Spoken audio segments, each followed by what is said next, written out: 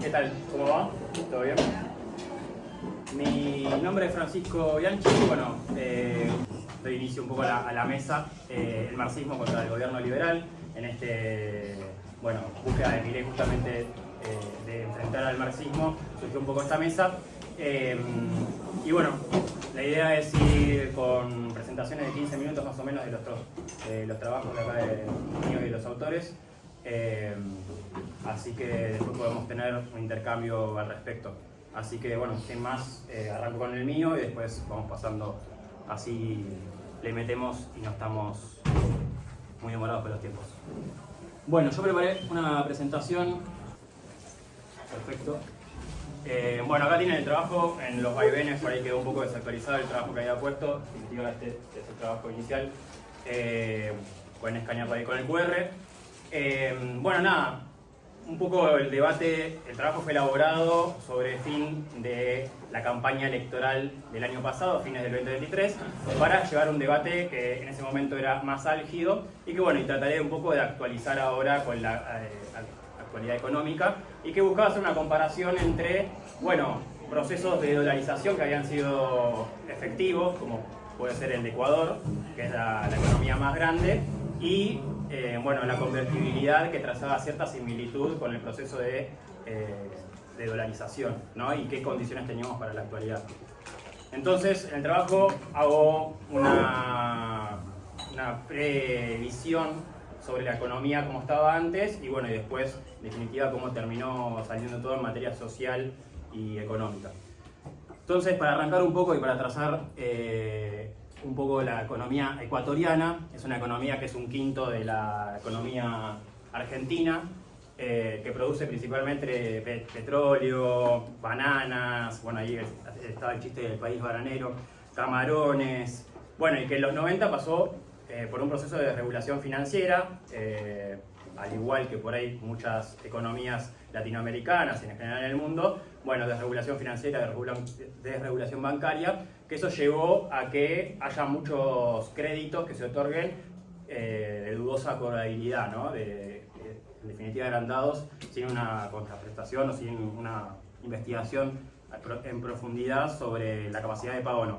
Entonces, en medida que fue avanzando los 90, llegó un punto que fueron las crisis internacionales, se vio afectada la economía ecuatoriana por ellas y también por una cuestión económica propia de ellos, que hubo inundaciones muy importantes en el 98 que afectaron la producción agropecuaria y la producción petrolera, que eran sus principales producciones, tanto para la subsistencia como para la exportación.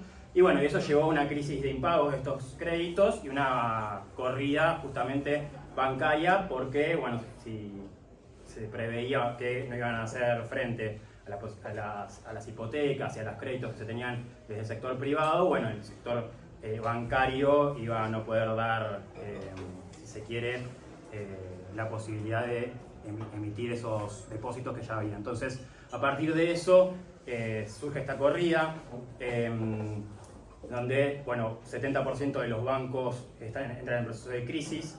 El gobierno, el Estado sale con una ayuda estatal hacia esos bancos que, bueno, terminan en definitiva en una fuga de capitales de esa plata, más o menos un crecimiento en el 98 del 44% de la base monetaria.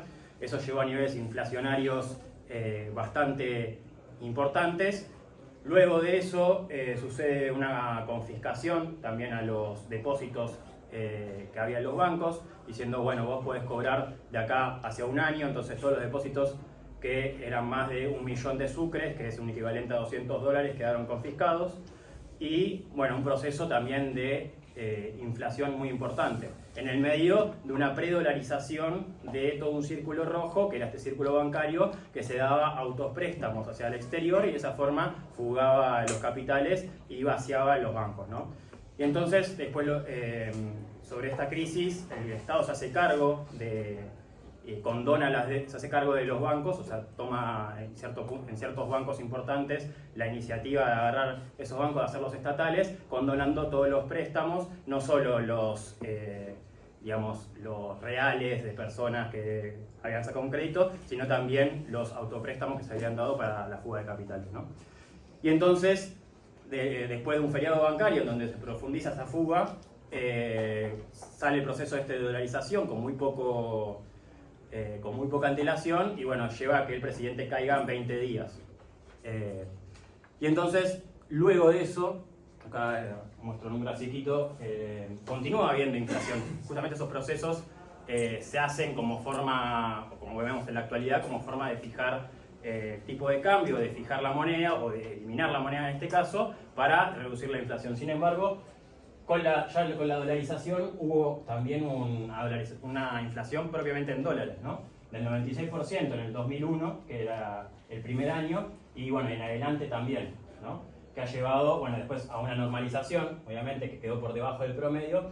Sin embargo, se ve que no era un problema crónico el tema de la inflación en Ecuador. Bueno, sin embargo, bueno, hubo los primeros años de continuidad de la inflación y un proceso justamente de continuidad en un 2% que logró en cierto punto, pero bueno, quedó, si se quiere, a la par que la inflación de Estados Unidos. Se ve el 2008 que, bueno, con la crisis de Estados Unidos quedas expuesto a las cuestiones, a los movimientos externos, ¿no? Y entonces, bueno, después de 23 años de hacer de este análisis, bueno, nos metemos un poco con las condiciones sociales en las cuales quedó Ecuador, que es básicamente, lo vemos en algunos de estos puntos. La pobreza está alrededor del 56% en el 99-98, en el periodo de esta crisis, ¿no? O sea, en un contexto ya de crisis importante. En el 2002, con la dolarización, salta al 69%, es decir, más de 10 puntos. Y bueno, ya para el 2023 hay un problema ahí que es el INEC, que es el INDEC ecuatoriano, que tiene una medición de la pobreza diferente a la del resto de Latinoamérica. Entonces dice que la pobreza es del 25%. Si uno la mide con la vara argentina, es del 65%, ¿no?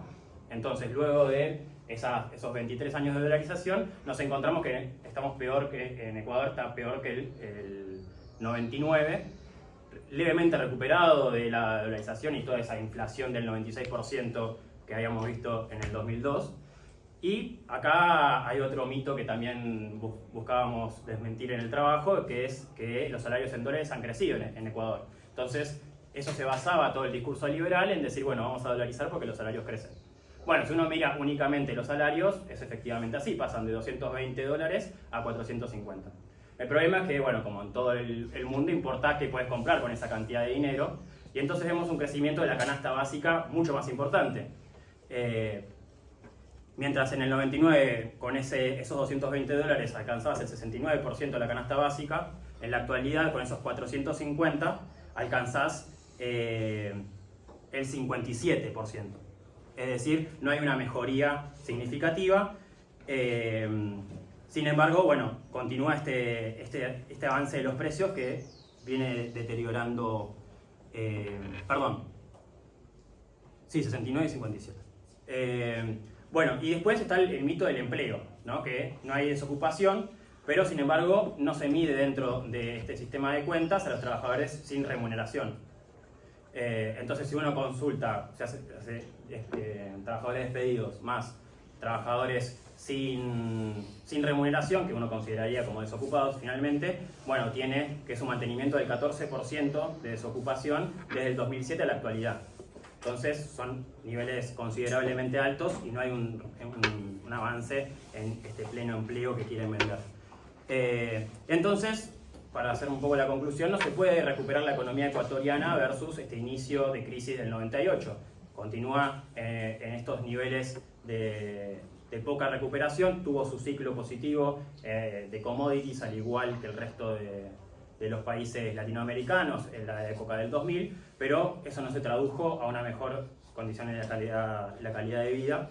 Y bueno, con una serie de situaciones de pobreza infantil, de falta de escolarización, de la suba de la tasa de homicidios, de que se ha vuelto también un país muy vendedor de drogas y ha entrado en el circuito de venta de drogas a nivel internacional, bueno, y una descomposición bastante importante en general.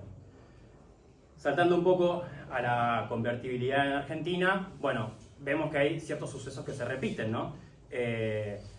veníamos ya de una economía previa de hiperinflación, de 2 hiperinflaciones, una con Alfonsín, otra con Menem, de situaciones que uno ve como requisitos previos o precondiciones para este tipo de ajustes y de, si se quiere, planes de estabilización, como son llamados por un sector de la burguesía, que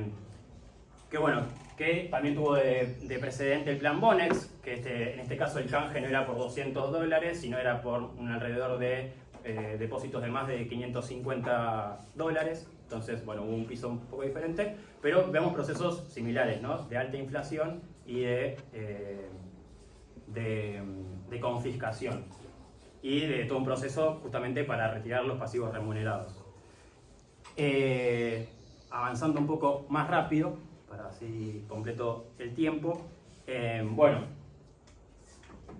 También el plan Brady, ¿no? Que era una cuestión de privatizaciones para poder también tener una serie de reservas del Banco Central, alrededor de 22.000 billones de dólares se consiguieron a través de esta cancelación de deuda y venta de empresas como contraprestación. Y bueno, y a partir de eso se implementa el plan de convertibilidad con el aseguramiento de uno a uno durante más de 10 años, que permitió, por un lado, financiarse a través del carry trade, de esa entrada de dinero y de capitales desde el exterior, y por otro lado, también de la propia toma de deuda, que pasó, un salto también importante de 63 a 144.000 millones de dólares. En definitiva, eso trajo una balanza comercial negativa, que también era contrarrestada por esta toma de deuda, y eso trajo en definitiva un enorme ejército de reserva, un avance de la desocupación en la Argentina muy importante, que trajo el nacimiento justamente a través de toda la serie de privatizaciones, de la expulsión de esos trabajadores y el nucleamiento como trabajadores desocupados, todo el nuevo sujeto, si se quiere, como piqueteros, trabajadores que ya no podían vender la fuerza de trabajo para subsistir. Surge todo ese movimiento, a la vez, todo el proceso de confiscación a través de las jubilaciones, de este salario diferido y las AFJP. Un momento de endeudamiento justamente, y después posterior salida de la convertibilidad con un salto cambiario también, una nueva confiscación a través del corralito, es decir, una repetición de los males que ya habían pasado hace 10 años. Con un 40% de la devaluación, etc. Y entonces, en esta década un poco lo que vemos es que tuvo cierta mejoría momentánea para el tema salarios por parte de los trabajadores, por parte de un sector en blanco de los trabajadores. Sin embargo, hubo todo un ataque hacia los trabajadores desocupados, hacia los jubilados, hacia el salario diferido, que son las jubilaciones, hacia un salario indirecto, que puede ser la obra pública, y una serie de ataques que podemos ver también un poco en la actualidad hacia las condiciones laborales, ¿no? Para generar esa competitividad que no daba el tipo de cambio a través de salarios bajos. Y entonces, busco hacer un poco esto es un agregado que lo hice en el último tiempo, sobre cierta comparación en la actualidad. Veíamos que antes la campaña electoral se decía que estaba toda la cuestión de las ELIX, estaba de los pasivos remunerados del Banco Central, de un tipo de cambio según el propio Milei atrasado y el peso que según Milei valía excremento. Entonces, como toda una política de desvalorización del peso que traía adelante el gobierno, y que justamente uno podía ver que con los dichos de dolarización y demás buscaba justamente un salto devaluatorio, una hiperinflación o condiciones previas, o el armado de estas condiciones previas que permitieran finalmente una posible dolarización. Evidentemente no fue la estrategia adoptada por el gobierno, sin embargo traen algunas similitudes, por ahí en menor medida, que son la licuación de los pasivos remunerados, que hubo esta alta inflación, que también le pegó a las jubilaciones, que también le pegó a los salarios en conjunto, pero también a los pasivos remunerados del Banco Central, que eso le daba esa licuación le permite cierta estabilidad a través del pasaje de deuda al Tesoro. Y por otro lado, un salto devaluatorio muy importante que preparaba justamente un poco, acá trazo el tipo de cambio real del mes anterior al inicio del gobierno. Hay cierta similitud también con el tema de la convertibilidad, ¿no? Un salto importante en la convertibilidad fue del 90%, en este caso del 118%, con un posterior anclaje, si se quiere, en este caso del crawling de 2%, pero que funciona al estar fijo e ir detrás de la inflación, bueno, funciona como un ancla. Sin embargo, esta es la inflación interanual, una menor reducción inflacionaria después de ese anclaje, ¿no? Y entonces eso lleva a una apreciación del tipo de cambio, y que bueno, que es uno de los problemas principales de este tipo de planteo, ¿no? El tema de la balanza comercial y el problema que se origina en eso, y justamente todo lo que se hace para justificar este tipo de cambio contenido y no dar paso a otro tipo de políticas, como puede ser una nacionalización de la banca, del comercio exterior, que permita un ahorro a nivel nacional que se quede dentro del país, y bueno, se da paso a la fuga de capitales, que justamente lleva a este tipo de balanzas comerciales negativas, producto de justamente todo este tipo de procesos. Entonces, en la convertibilidad tenías un atraso del tipo de cambio más considerable, que te dejaba una balanza comercial negativa. Actualmente, en promedio, todavía estamos un poco por encima del gobierno anterior, nos da una balanza comercial positiva. Hay que ver cómo se comporta también el tema de vaca muerta, si puede llegar a haber algún tipo de equilibrio al respecto, un tipo de cambio de equilibrio por ahí un poco menor, para que le dé una balanza comercial ciertamente positiva, pero bueno, hacia adelante igualmente es el mismo problema, ¿no? Que es qué va a hacer el gobierno frente a los vencimientos de deuda que quedan por delante, y bueno, y la estabilidad de todo este sistema, que bueno, que en los 90 habían podido ser sostenidos sobre la posibilidad de meterse en el mercado financiero y sobre la posibilidad de vender las joyas de la abuela, ¿no? Que eran estas empresas que quedaban públicas del país. Bueno, ahora esos recursos son mucho más escasos y la posibilidad de endeudamiento, bueno, le está costando mucho al gobierno, entonces parece tener mecha mucho más corta que el gobierno anterior. Bueno, eso es una presentación rápida y bueno, ahora seguimos con esto. Gracias.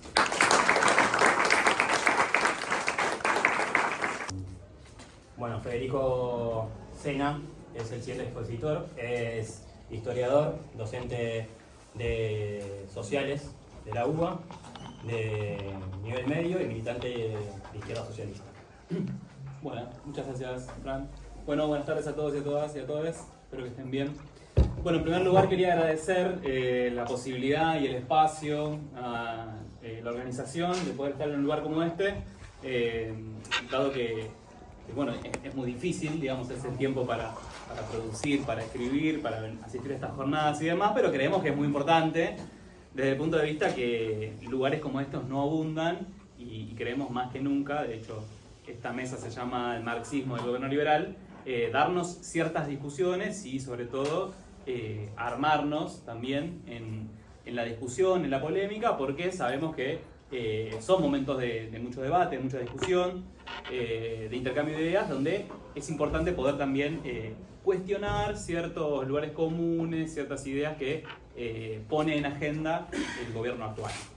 Yo quería arrancar mi presentación primero contándoles un poco cómo pensé el artículo que escribí se llama La Argentina agroexportadora, una potencia mundial, porque me pasó, como docente también de nivel medio, de escuchar varias veces a estudiantes míos, sí, sobre todo estudiantes varones, porque será, repitiendo algunos eslóganes de los videos que se viralizan en TikTok, en YouTube, en Instagram, donde sin mucho cuestionamiento, digamos, se afirman ciertas cosas que si las sometemos un ratito al análisis sabemos que no resisten, ¿no? Entonces, incluso mucho antes de inscribirme a esta jornada, mucho antes de pensar en escribir una ponencia, esto que fui escribiendo fue más bien como una especie de ayuda a memoria o de algo a mano para rebatir ciertos argumentos en las clases, pero también en el debate con distintas personas que repiten algunas de estas frases, ¿no? Entonces dije, bueno, ¿cómo puedo hacer para escribir algo contundente, para rebatir la afirmación de Argentina potencia mundial, que tampoco tiene, digamos, pretensiones de demasiada originalidad, porque como les voy a contar en un ratito, se escribió mucho sobre esto, digamos, yo no vengo acá a descubrir la pólvora, pero sí me parecía necesario tener, en primer lugar, para mí, herramientas más a mano para poder discutir ciertas afirmaciones, ciertas ideas que circulan, actualizarla a la luz de nuevas discusiones, porque evidentemente muchos de los trabajos que ahora les voy a ir citando ya tienen una cierta cantidad de años, y porque también muchas veces todo ese conocimiento o esos descubrimientos, por así decirlo, que manejamos quienes estamos en el mundillo académico no salen de ahí, ¿no? Quienes estamos en las facultades, somos docentes, fuimos estudiantes y somos militantes, sabemos que muchas veces la academia tiene como una tendencia a aislarse del resto de la sociedad y termina siendo como un diálogo entre nosotros nomás, donde nos convencemos mutuamente de cosas que ya sabemos y queda ahí, ¿no? Entonces, pensando también en la academia, en la producción de conocimiento, como algo que sirva para salir de las facultades, para romper la pared, pensé también en escribir en este artículo, digamos. El gobierno ya está rompiendo las paredes, literalmente, nosotros queremos romperlas metafóricamente, ¿no? Es decir, salir a la calle con estas discusiones también, que me parece que hay una demanda de saber, ¿no? Si algo se produce con estas afirmaciones es que nos obligan a discutir cosas que pensamos que ya habían sido superadas, como por ejemplo la dolarización, que de vuelta hay que salir a explicar por qué eso no funciona y uno tiene que recurrir a su conocimiento para poder discutir. Así que este artículo que escribí es un humilde aporte, después lo socializaremos para quienes quieran participar del debate, quienes sean docentes también, para tener a mano elementos para dar la discusión y ganarla, porque, como siempre decimos también, muchas de las personas que votaron y apostaron por este gobierno no es que de repente tienen todo el credo de Rothbard y son, digamos, fanáticos de la escuela austríaca, habrá algunos que sí, digamos, pero muchas veces la gente más de a pie maneja muy rudimentariamente algunas de estas cosas y es importante también ofrecer elementos para discutir, ¿no?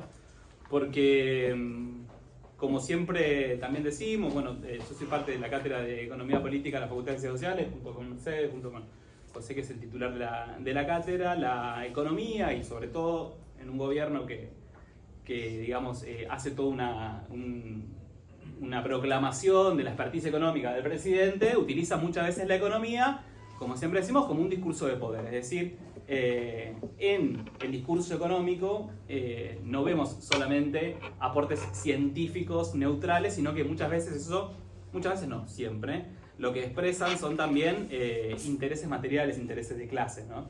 En ese sentido, también dar la discusión en la economía política nos parece muy importante porque también queremos dar ese debate para armarnos también y derribar ciertas posiciones que sabemos que la función que tienen es legitimar determinadas políticas, algunas como las que comentó Fran hace un ratito, ¿no? Bueno, en relación al artículo, puntualmente, ya yendo más en concreto a lo que yo escribí, tomé muchos de los discursos de Milei, sobre todo el discurso del Instituto Lincoln, si no me equivoco era el nombre, ¿sí? Donde, bueno, él da toda su prédica, ¿no?, contra el socialismo, que lo ve por todos lados, ahora de repente la ONU es socialista, de repente el Papa es socialista, bueno, todo el socialismo por todos lados. Y de hecho, en varios de esos discursos, una de las cosas que dice Milei, y lo dijo en campaña, y lo dicen en todos los videos que se replican, es que Argentina, hacia fines del siglo XIX, fue una potencia mundial, ¿no? Entonces yo dije, bueno, agarremos esta frase, a ver qué hay atrás de eso, cuál es la narrativa o el discurso que hay detrás de esa sentencia. Entonces lo que hice fue, bueno, voy a ver para atrás, soy historiador, tengo ese defecto, entonces necesito ir a ver necesariamente qué se ha escrito, qué se ha dicho sobre el tema en la historiografía disponible, o al menos la que yo pude relevar, ¿no? Entonces hice una especie de recorrido historiográfico a ver qué se había escrito sobre el tema, y uno de los trabajos canónicos que me encontré, que muchos de ustedes seguramente habrán leído, es por ejemplo el de Cortés Conde, ¿no?, que sabemos que es un apologista un poco de la etapa agroexportadora que fechamos hacia fines del siglo XIX, primera década del siglo XX, donde, bueno, ¿no?, se hace todo un recorrido en el progreso argentino, no en los libros, pero en varios libros escritos sobre el tema, destacando que Argentina había crecido como nunca, que en ese momento teníamos unos índices bárbaros, que Argentina estaba camino a ser uno de los países del primer mundo y cosas por el estilo, pero incluso siendo este trabajo un autor bastante optimista, Cortés Conde tampoco niega o tampoco oculta, por así decirlo, la fragilidad del régimen de acumulación agroexportador, que está básicamente dado por los altos niveles de endeudamiento externo y por la volatilidad y la vulnerabilidad que tiene un país que su inserción mundial está dada por la venta de una pequeña canasta de productos primarios, ¿no? Que sabemos que en la medida que esos precios se disparan o no caen, todo el andamiaje, digamos, que se estructura en relación a eso, se cae, ¿no? O sea que si ustedes quieren leer a Cortés Conde también van a encontrar incluso un asterisco, un matiz que ni el propio Milei hace, ¿no? Porque en su discurso eso está totalmente ausente, ¿no? Otros trabajos que me fui encontrando y que me parecían importantes, bueno, también dentro del grupo de los optimistas podemos mencionar a Un Díaz Alejandro, ¿no? Donde también es bastante positivo en relación al balance que hace sobre esta época, ¿no? Que si hay algo que decir y que después lo vamos a tomar con otros autores también, es que efectivamente hay un crecimiento económico durante el periodo de fines del siglo XIX y principios del siglo XX. No estamos diciendo que no lo hay. Lo que estamos haciendo, y ahora lo voy a profundizar con otros autores, es hacerle críticas a qué fue realmente ese crecimiento, ¿no? Me encontré también con un trabajo un poco más reciente de Iliach y Gerchunov, que también van en la misma línea y introducen también en uno de sus artículos el famoso índice Madison, del que seguramente escucharon hablar. A mí en muchas discusiones tuiteras me pegaron el grafiquito de Madison para decirme que era un zurdo empobrecedor que no veía que en 1895 Argentina tenía el PBI más alto del mundo, ¿no? Pero bueno, el tema Madison lo voy a tocar más adelante. Siguiendo con la búsqueda y con el recorrido historiográfico, uno de mis grandes aliados en esta tarea de derribar ciertas de estas afirmaciones fue, bueno, varios escritos de Rapoport en este sentido, donde por un lado señalan que durante ese periodo lo que hay es un crecimiento sumamente desparejo, con una distribución muy desigual y un absoluto y total desequilibrio de la balanza de pagos durante todo el periodo. Me preguntaba, ¿no? ¿Se puede ser una potencia mundial con estas condiciones? Yo pienso que no. Después discutamos qué es una potencia mundial o qué es lo que queremos para Argentina, pero bueno, eso es fruto de otra discusión. Siguiendo un poco entonces en la búsqueda de autores y de información para poder rebatir estas afirmaciones, obviamente desde mi distancia también me acerqué a los trabajos de Misael Peña, de Nahuel Moreno, quienes también señalan con un análisis más materialista, con una perspectiva de clase, el problema que tiene el régimen de acumulación agroexportador, que es esencialmente una manera de enriquecimiento de las clases propietarias que, incluso lo dice textualmente Misael Peña en un trabajo, tenemos una élite corrupta que vive prácticamente a crédito de la City londinense, así lo dice Misael Peña, me pareció muy acertada la cita, y sobre todo a partir del capital financiero, ¿no? Me parece que en ese sentido también podemos llegar a entender por qué la admiración de Milei con ese tipo de regímenes, ¿no? Porque evidentemente sabemos que Milei es parte también de la avanzada del capital financiero sobre nuestro país. Otro de los hallazgos que también me encontré en el libro de Peña son varias citas a Alberdi. ¿Y por qué me gustaron las citas a Alberdi? Porque como todos y todas acá sabemos, es el prócer al que más reivindica Milei, dicho en muchos discursos, ¿no es cierto? Sus cuentas de trolls que lo siguen y demás. Y me encontré con una cita de Alberdi en el texto de Peña que dice: los pobres de Europa están en América, los ricos de América están en Europa, ¿no? Y a partir de ahí hace todo un desarrollo, el propio Alberdi, rescatado por Moreno y por Misael Peña, donde se muestran efectivamente el alto grado de dependencia del país durante el periodo agroexportador, ¿no? Y efectivamente, como marxistas también, reconocer que durante finales del siglo XIX y principios del siglo XX lo que se está produciendo, sin lugar a dudas, es un avance también del imperialismo, en ese momento el imperialismo británico, sobre la Argentina. Nuevamente me hago la pregunta si un país dependiente puede ser considerado una potencia mundial, ¿no? En relación al índice Madison, que lo había mencionado hace un ratito, también es parte, digamos, de las afirmaciones de los seguidores de Milei, que ellos siempre hablan, ¿no? Dato mata relato, y te enrostran el índice de Madison. Bueno, es un índice que tiene muchos problemas. Quienes no lo vieron, los invito a que hay mucho para leer al respecto. En primer lugar, porque el PBI por sí solo, todos sabemos acá, nos dice algo, pero tampoco nos dice todo, ¿no? No nos dice la estructura productiva, no nos cuenta sobre la distribución del ingreso, sobre la tecnología y demás.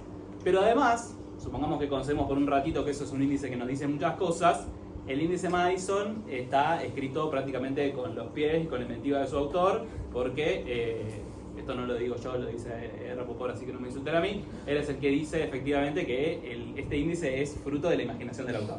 Primero porque para finales del siglo XIX, para construir un índice de PBI mundial, con la falta, digamos, de estadísticas y de información, es muy difícil, así que no lo tomaríamos como un estudio serio. Pero si les aburren las estadísticas, si les aburren los números, creo que acá no, yo soy historiador, nuevamente tengo ese defecto, podemos encontrar el gran trabajo de Vialet Macé, que le encargaron hacer un informe sobre el estado de las clases obreras argentinas a principios del siglo XX, y todo lo que ve Vialet Macé en todo el país es penuria, es desigualdad, es marginación, es miseria.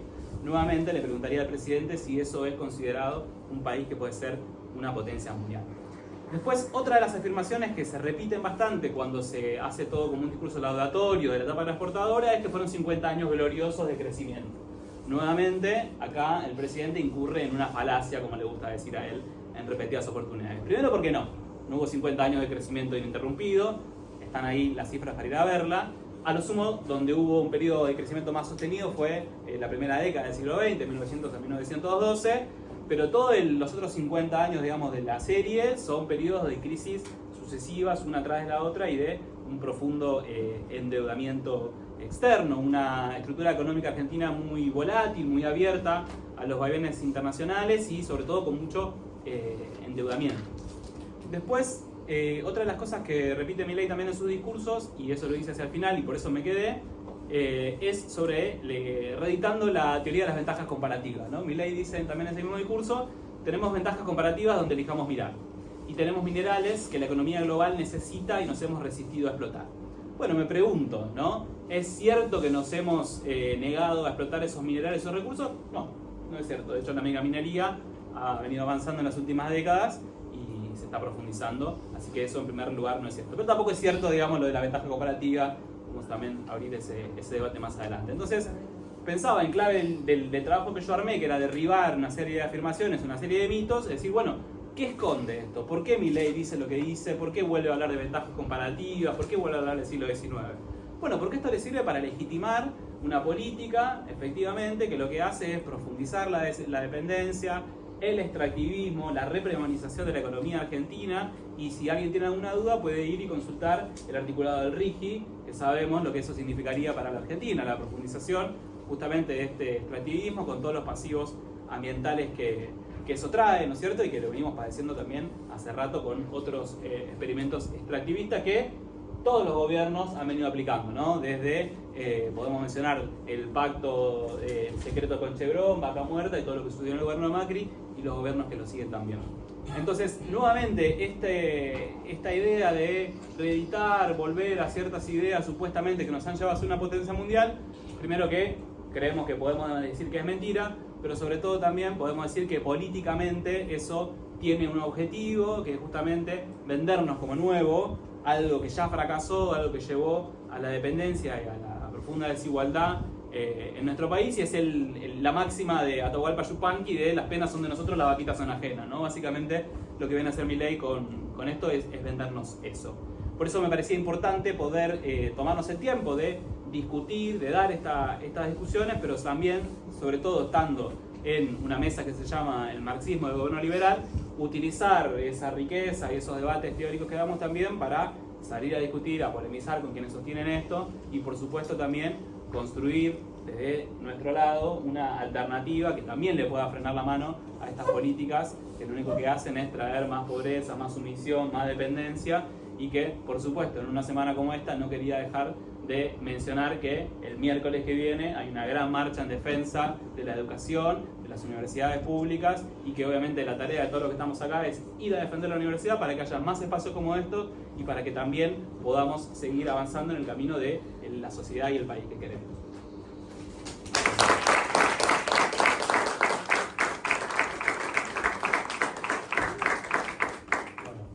Con el tiempo y la convocatoria, muy bien. Bueno, seguimos con Mercedes de Mendieta, licenciada en Ciencia Política, docente de Economía Política en la UBA y también de Izquierda Socialista, que nos va a traer Milei más allá del superávit, la restricción externa en la era de la ultraderecha. Bueno, ¿qué tal? Buenas tardes a todas y a todos. Bueno, me toca ser la mujer en esta mesa, que obviamente tiene que ver con algo que también es importante decirlo, que es que muchas veces cuando vamos a espacios de economía política, nos encontramos con espacios que son fuertemente masculinizados, y por eso también es muy importante que estemos nosotras también las mujeres debatiendo y discutiendo nuestras problemáticas específicas dentro de lo que es la economía capitalista, pero también más en general los debates de la economía política en la actualidad. Bueno, a mí me interesó particularmente ser parte de esta mesa. Bueno, en primer lugar porque, bueno, en mi caso yo estoy haciendo una tesis de maestría en la cual estoy investigando el grado de profundización de la dependencia de la toma de decisiones de las políticas económicas desde el último acuerdo que hizo Macri en 2018 con el FMI y bueno, también obviamente durante el gobierno de Alberto Fernández. Y la verdad que en esto del corte temporal me pasó que habiendo habido un cambio político tan importante como es tener un gobierno de ultraderecha, me parecía importante poder incorporar a mi tesis, aunque sea un pedazo, un pedacito. En este caso el artículo se refiere a los primeros 9 meses de gobierno de Milei, porque como bien se viene señalando en la mesa, Milei como un gobierno que obviamente se planteó desde el inicio que venía a hacer un cambio muy importante en la Argentina, ha abierto una gran cantidad de debates en términos de la economía política que son muy importantes, ¿no?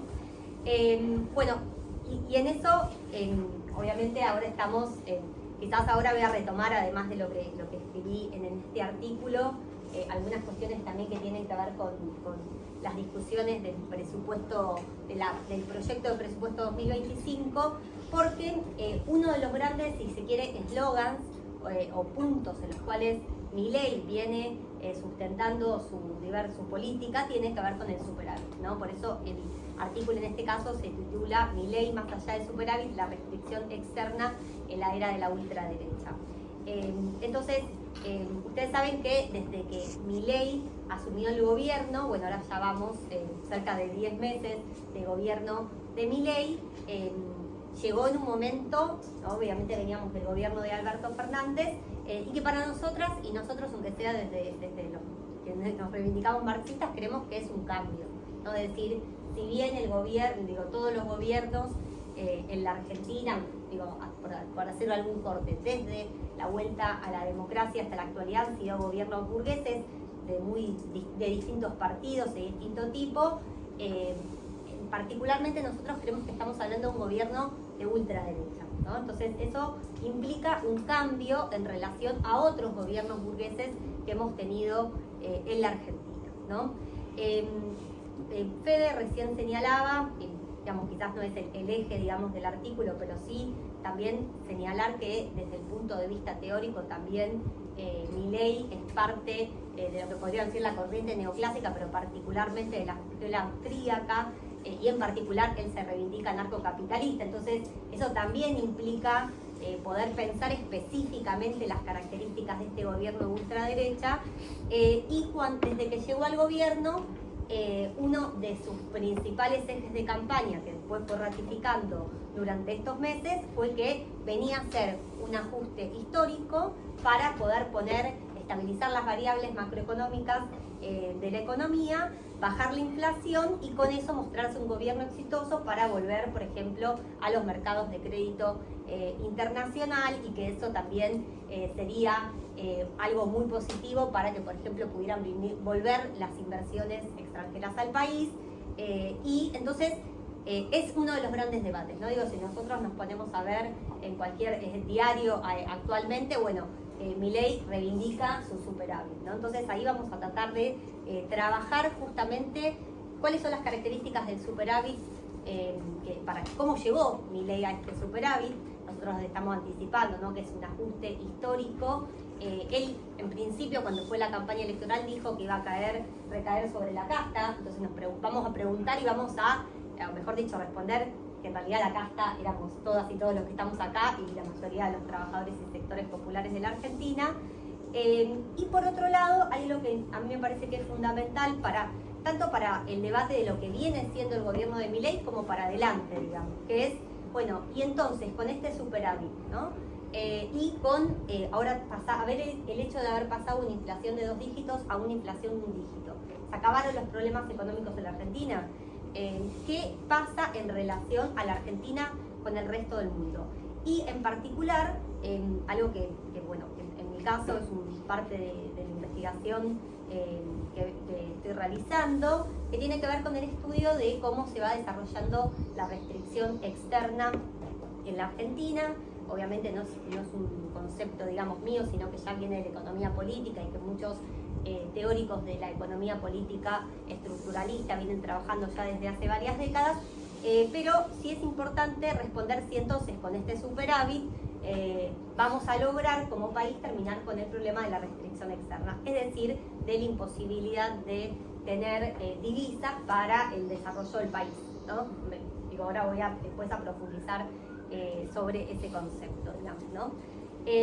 Bueno, un poco para contar también, otra cosa que me parece importante destacar, que en lo que respecta al modelo económico de Milei, no podemos dejarlo de ver también más allá del modelo económico en la dinámica de la lucha de clases, ¿no? Me parece que también eso nos parece que es muy importante. En estos 9 meses tuvimos un primer semestre, si se quiere, de importantes movilizaciones en lo que respecta. Digo, ya desde la primera movilización que se realizó el 20 de diciembre, que fue aquella donde se logró salir a las calles contra el protocolo antipiquetes, y tuvimos picos de movilización muy importantes el 8 de marzo, el 24, el 23, como decimos, ¿no? Que es el anticipo a lo que puede ser la movilización universitaria del 2, y después vino la votación de la ley bases y el paquete fiscal, que también es un tema importante para analizar. ¿Por qué marco lo de la ley bases? Bueno, porque creo que hay un antes y un después. Después de la ley bases, en términos de la lucha de clases, se marca un impasse, obviamente un impasse que tiene que ver además con la tregua de la CGT y de la CTA, pero en dinámica, por las características del modelo económico que imparte la ultraderecha, por las consecuencias sociales de este ajuste histórico que se está desarrollando en el país, pero además por la imposibilidad que incluso va a tener la Argentina de poder obtener los dólares que necesita para poder pagar la deuda externa, tanto la deuda al FMI como la deuda privada. Eso va a significar, obviamente, que creemos que en la dinámica puede haber nuevos episodios de la lucha de clases, incluso que la semana que viene puede ser un punto interesante en ese sentido, para poder empezar a mover un poco el avispero después de esta coyuntura de impasse, ¿no? Bueno, después contar un poco el marco, digamos, general, marco teórico en el cual desarrollo el artículo. Bueno, como anticipaba, en este artículo, yo creo que con el gobierno de Milei se van a profundizar y se siguen profundizando los rasgos dependientes de lo que llamamos el régimen de valorización financiera.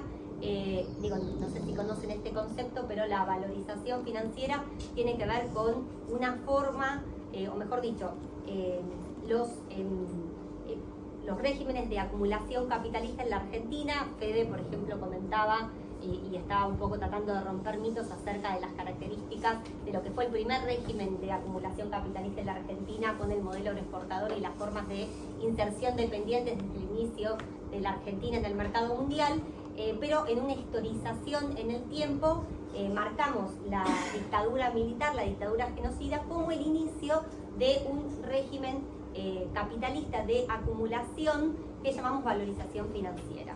¿Qué vendría a ser este régimen de valorización? Un régimen que pasa su centralidad en la reproducción del capital, del sistema productivo, es decir, por ejemplo, de la industria, como era, por ejemplo, durante la industrialización por sustitución de importaciones, a lo que es la valorización a través de las distintas formas de valorización del sistema financiero, ¿no? Obviamente, por ejemplo, lo que fue la última dictadura militar genocida, es además el inicio de algo que es fundamental bajo este régimen de valorización financiera, que ya lo mencioné, que es la problemática que tiene la Argentina en relación a la deuda externa, ¿no? Digo, todos conocemos la problemática que esto significa desde 1976 en adelante bajo todos los gobiernos, la deuda externa, pero es importante considerar que en los inicios de este régimen de valorización financiera, las formas de valorización que tuvimos en aquel momento y que estaban ligados al endeudamiento externo, tenían diversos mecanismos. No quiero profundizar en eso porque no es el eje necesariamente, pero sí, tanto en lo que respecta a las formas de endeudamiento de las empresas de servicios públicos, que en aquel momento no estaban privatizadas como hoy en día, la mayoría lo están. Ahora, por ejemplo, está el debate acerca del intento del gobierno de volver a privatizar aerolíneas, ¿no? Pero que nos hace ir para atrás y pensar que justamente, por ejemplo, las empresas de servicios públicos eran obligadas a endeudarse, pero sí también aprovecharon los grandes grupos económicos concentrados, tanto locales como de capital extranjero, para aprovechar, para endeudarse en el exterior, valorizarse en el sistema financiero local y después básicamente fugar capitales, ¿no? Porque lo que llamamos el régimen de valorización financiera está ligado a la problemática de la restricción externa, que es esto que les mencionaba al principio, que me parece que es muy importante poder discutir en relación al gobierno de Milei, el superávit y la ultraderecha.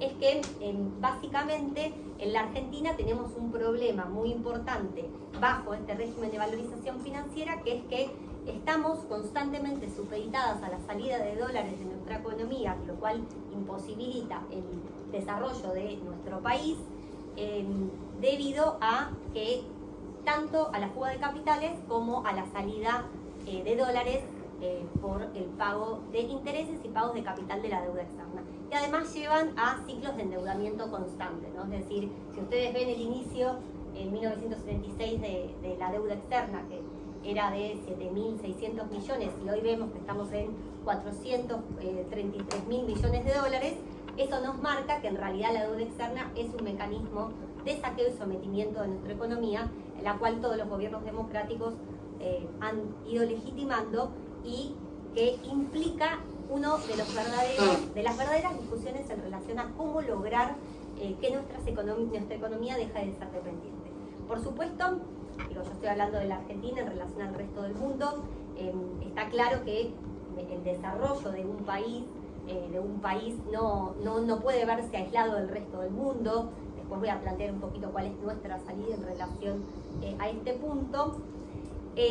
Pero bueno, sí, importante marcar la problemática de la deuda externa, y ahora voy al tema restricción externa, ¿sí? Porque también es otro de los conceptos que para mí son muy importantes para comprender las problemáticas estructurales de la economía argentina, que tienen que ver con las características de la economía argentina, que tiene una estructura económica subdesarrollada y dependiente, ¿no? Este concepto que surgió principalmente en la década del 70, algunos autores importantes como Diamant han trabajado en esta idea de la estructura económica subdesarrollada y una economía de los dos sectores, pero bueno, ha habido muchos autores en la actualidad que siguen trabajando esa línea de pensamiento, Basualdo, Manzanelli, Shor, un montón de otros autores que trabajan este tipo de problemáticas, pero donde lo que podemos ver, y que es algo importante y que tiene que ver con un debate, es que de una restricción externa que principalmente se remitía a la problemática de la balanza de pagos, es decir, de la imposibilidad de tener dólares para el desarrollo industrial, bajo la valorización financiera, la principal restricción externa, la principal salida de dólares de la economía es, lo que decía anteriormente, la fuga de capitales y la deuda externa. Es decir, tenemos un problema en la balanza comercial que no puede ser superado únicamente a través del ingreso de divisas, a través de la balanza comercial. Esto me parece que es muy importante, porque incluso hay un estudio de Manzanelli muy interesante del 2024 que narra que si nosotros vemos los 40, desde los años de la valorización financiera, y vemos los 40 años, analizamos 40 años y analizamos centralmente los años que hubo recesión económica, nos vamos a encontrar que en realidad en la mayoría de esos años solo hay 4 donde tuvimos un problema en la balanza comercial, y donde se ratifica que el problema va a estar en la balanza de la cuenta corriente, básicamente por el giro de utilidades, que por supuesto vale destacar, que quizás hay un elemento que es fundamental para entenderlo. Tenemos además una estructura económica subdesarrollada, dependiente y fuertemente extranjerizada, cosa que fue creciendo a lo largo de estos 40 años desde la vuelta a la democracia, porque se ha heredado un marco normativo general de la última dictadura genocida que todos los gobiernos han mantenido y que ha permitido una extranjerización y concentración de la economía, fenómeno que también ha sido analizado y estudiado por muchos economistas estructuralistas de la economía política, y desde ese punto de vista me parece que es un punto muy... ¡Ay, estoy en tiempo! Uy, bueno, perdón, entonces me fui, voy a decir dos cositas más. Bueno, primero las características. Bueno, primero decir dos cosas. El ajuste histórico es real, hay un ajuste histórico, creo que todos y todas lo estamos viviendo. Las características de este ajuste histórico principalmente tuvieron a los jubilados, a la obra pública, las transferencias a las provincias, los salarios de las universidades como los ejes de ese ajuste histórico en el gasto público. Vale destacar también que si nosotros podemos analizar, además de eso, el sistema impositivo en la Argentina y la recaudación, también hay una caída de la recaudación que se debe, aunque sea, a dos cuestiones centrales. Uno es la recesión económica, por lo cual la Argentina está recaudando menos, y por otro lado, porque con el paquete fiscal que se votó con la ley bases, hay un cambio, es decir, se sacó básicamente los bienes personales, que además nos muestran cómo durante el gobierno de Milei únicamente se bajan los impuestos para los ricos, digo, o para los que más tienen, porque bienes personales se quitó y se volvió a agregar la cuarta categoría del impuesto al salario, ¿no? Bien, eso importante, ajuste histórico, lo que estamos viendo. Y por supuesto, digo, algunas cuestiones, digo dos cosas más, en todo caso después se puede seguir profundizando, sobre, bueno, si con este superávit entonces se resuelve el problema de la restricción en la Argentina, y la respuesta es no, rotundamente no. Obviamente el marco es el acuerdo con el FMI, incluso podríamos decir, Milei desde ese punto de vista le dijo al FMI, mirá, mi superávit va a ser mayor el que vos me pedís, ¿no? Y lo está cumpliendo, o sea, las metas que fue poniendo el FMI están incluso superadas en términos de superávit por el propio gobierno de Milei. Sin embargo, creo que vos, Francisco, anticipabas de que igualmente por ahora Milei no ha logrado no ha logrado finalmente tener, aunque sea por ahora, ese crédito que está esperando, digo, para diversas cuestiones que tienen que ver con los vencimientos el año que viene de la deuda, que obviamente, con esto cierro, presupuesto 2025 es un presupuesto característico de este gobierno de ultraderecha, es un presupuesto de ajuste histórico, que viene a profundizar el ajuste histórico que ya está realizando el gobierno, que viene además a atacar derechos conquistados en todo sentido, y que además de todo tiene una cláusula que se le llama la regla fiscal, que básicamente lo que dice es que incluso con el ajuste que ya está determinado para las partidas, si el gobierno tuviera que seguir ajustando más aún esas partidas para poder pagar la deuda externa, que es el principal objetivo, que lo dijo Milei el día que fue al Congreso a hablar del presupuesto 2025, entonces también lo va a hacer. Conclusión, bueno, es un gobierno de ultraderecha, es un gobierno distinto a los gobiernos burgueses anteriores, planteó un ajuste histórico que cayó no contra lo que era la casta, sino sobre el conjunto de los trabajadores y los sectores populares, profundizó un sistema impositivo regresivo, y el superávit no va a resolver los problemas de la Argentina, porque además no mide las consecuencias sociales. Hay una deshumanización tremenda por parte de este gobierno de lo que son las consecuencias sociales de este ajuste histórico, y que evidentemente es importante que pueda retomarse en el próximo periodo la lucha de clases, el enfrentamiento al gobierno, porque claramente necesitamos un programa económico alternativo, obrero, popular, feminista, que parta de romper con el FMI el no pago de la deuda externa, que plantee además la nacionalización de los recursos estratégicos, que plantee además la planificación de la economía, y obviamente de esa manera poder sí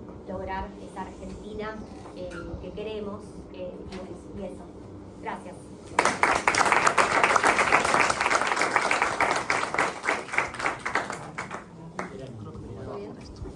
Así lo pasa.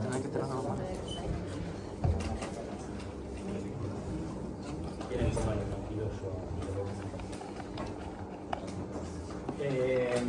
Bueno, ahora seguimos con Alejandro Manso, abogado, doctor en Derecho y Ciencias Sociales, y Francisco Cantamuto, licenciado en Economía, doctor en Investigación en Ciencias Sociales, que van a presentar la política económica en el gobierno de Milei, deuda, ajuste fiscal y reformas estructurales. Bueno, hola, ¿cómo están? Nosotros queremos avisar que originalmente esta mesa estaba puesta en la de deuda, así que por ahí va a estar en transición entre la mesa de deuda, que era la que estábamos originalmente pensando, y esta de acá, que bueno, hay mucha sintonía con lo que venimos conversando. Esto es un trabajo que está pronto a ser publicado en la revista de Ciencias Sociales y Derechos, ¿se llama? Sí, creo que de la Plata. Bueno, nada, esto como síntesis de que va a estar por ahí. A ver si querés. No, comienzo diciendo, nos tocó bailar con la más fea, está muy lindo para dormir la siesta, ¿no? Y cuartos en la exposición, así vamos a tener que despertarlos a todos. Nos sentimos en casa, estamos muy contentos de estar acá y compartiendo este trabajo. Básicamente cuento la cocina de dónde viene, nos convocan a Fran y a mí a escribir en un dossier de una revista especializada sobre Milei y derechos humanos, algo que sabemos de por sí es una contradicción en sí mismo, específicamente vinculado a la cuestión de deuda. Y de eso surge esto, que es un Frankenstein que fuimos armando, pero como ustedes verán tiene una cierta lógica. Damos un paso bien atrás y dijimos, tenemos que hablar cuáles son las características del gobierno actual y vamos a buscarlo en la historia, ¿no? Y dimos varios pasos para atrás, y por más que estemos trabajando con escala, tiempo, espacial, ahí están viendo, ¿no? Modelo agroexportador, etcétera, súper amplia, ya lo dijeron los chicos, estamos pensando en las mujeres que no tienen protección, en medio ambiente, en cosas cotidianas, en la pobreza que tenemos, y lo vamos a vincular, y Fran lo va a vincular en último término, estas macro categorías que vamos a usar están vinculadas con el día a día de un montón de gente y ambiente que sufre. Estamos jugando local, así que muchas de estas categorías ya surgieron, pero pensamos el capitalismo en tres grandes periodos: capitalismo clásico, organizado y financiero, que se retraduce en las periferias, en el modelo agroexportador, modelo de industrialización por sustitución de importaciones, y a partir del 76, por poner una fecha exacta, capitalismo financiero con distintas características de Estado, lógica de acumulación en cada uno de estos modelos. Pero sabemos, que también me gustó que haya surgido, que desde el 76 hasta acá hay periodos en los cuales no toda la política se organiza a partir de gobiernos neoliberales puros. Lo podemos discutir a esto. Por lo tanto, y acá voy, hay tres experiencias neoliberales claras en la experiencia argentina, y estaríamos empezando la cuarta, la de la dictadura, la de la convertibilidad y la del macrismo. Y más allá de sus múltiples diferencias, encontramos tres rasgos en común, que son los que están escritos ahí. Los tres ponen en práctica, y no nos gusta utilizar la palabra ajuste, después la vamos a usar, pero toda crisis supone un ajuste. Hay como base del gobierno una política de austeridad fiscal muy muy fuerte. Hay que desmantelar el estado de bienestar o el estado social para liberalizar el mercado. Y la tercera característica es que el mercado financiero internacional y la integración dependiente de ese mercado es un fin en sí mismo, y se juzga el gobierno a partir de esta categoría, ¿no? Un gobierno es bueno en sí mismo. Estamos aislados del mundo. No, nunca estuvimos aislados del mundo, dicen ellos, ¿no? Desde lo liberal, estuvimos aislados específicamente del mercado de capitales. El punto es que estas tres experiencias neoliberales previas, dictadura, menemismo y macrismo, o cambiemos mejor dicho, terminan articulando estas tres dimensiones: ajuste, reforma estructural e inserción en el mercado financiero internacional, con tiempos distintos, modos distintos. Entonces, pásame, Fran. Hacia acá apunte el artículo transformado en ponencia. Básicamente, cómo se están articulando en estos primeros meses de Milei estas tres categorías. Y en chiquito ahí, derechos humanos, ¿no?, como un objetivo también. Entonces vamos a hacer tres partes, dos palabritas sobre de dónde nos paramos teóricamente, y después vamos a hacer un breve resumen de esas tres experiencias neoliberales para pasar a hablar, si después de esto, si están vivos, de Milei. Ahí está. ¿Qué es el neoliberalismo? Estamos parados desde patrón de acumulación, así que podemos dar 20 definiciones distintas y podemos hacer distintos cortes de lo que es el neoliberalismo. El neoliberalismo es un conjunto de política, es una doctrina económica, es un discurso. Nosotros lo entendemos como patrón de acumulación, y un patrón de acumulación que ya surgió, en el cual dentro de los distintos tipos de capitalismo el que es hegemónico es el capitalismo financiero, y ese capitalismo es el que va colonizando el capitalismo comercial, el capitalismo productivo, agrario, etc. Los tiempos y la lógica de ese capitalismo. Y por eso estudiamos deuda, porque ese capitalismo se visibiliza especialmente en la categoría de deuda, y la deuda lo reproduce. Y de ahí el vínculo en las tres categorías que comentaba anteriormente, ¿no? El ajuste que se hace fiscal no es el mismo ajuste que hacían los liberales durante el modelo de sustitución de importaciones en la década del 60. Ahora el ajuste está directamente conectado al mercado financiero internacional. Y así con las otras dos categorías. Sabemos que las reformas que se van a hacer del Estado están íntimamente vinculados a FMI, a desmantelar, ¿no es cierto?, el estado de sustitución de importaciones para que haya una libre circulación, y acá también está vinculado a deuda. Y así sucesivamente. Deuda nos permite conectar estas tres categorías. Vamos. Ahora sí, dos palabritas sobre cómo se articularon estas tres dimensiones en la dictadura. Con el faro, digo acá básico, este gráfico muestra la participación del trabajo en el PBI, y esto no es lo nuevo de la dictadura. Los gobiernos más liberales durante la época precedente también habían realizado ajustes. La característica del ajuste de la dictadura, ¿no?, es la profundidad e intensidad. Ahí comienza con el Rodrigazo y miren cómo cae a partir de la dictadura. O sea, es la profundidad, hay hasta una revancha de clases, se suele decir, en esa profundidad. O sea que tenemos un ajuste en la dictadura que comienza siendo muy muy fuerte, y para hacerlo esto tenemos que tener totalitarismo de Estado que lo permita. Desde el punto de vista de las reformas que hace la dictadura, esto es clave. No desmantela el Estado, la estructura institucional del Estado precedente, del Estado de industrialización por sustitución de importaciones, sino que va al núcleo, va hacia la parte financiera. Y esto es lo neo de la dictadura, y esto es lo que lo diferencia, porque también aperturas comerciales había habido en el periodo precedente. El centro de la reforma institucional de la dictadura son las reformas financieras de 1977-1978, que básicamente lo que van a hacer son, en un plexo normativo, es posibilitar que entre el capital desde el exterior, rebote internamente, valorización financiera, lo que decía Mercedes, y salga libremente hacia afuera. Y sin esa institucionalización, sin ese cambio en los sujetos, no puede haber el proceso este de acá, que es el proceso de endeudamiento. Vamos. Una cosa, Fran, volveme. El proceso de endeudamiento viene subiendo la deuda externa, pero es cuando se pone en práctica esas reformas institucionales financieras que FMI, etcétera, el resto de los actores dan luz verde, y ahí comienza el endeudamiento con una dinámica mucho más ascendente. Sigo Menem, ¿no?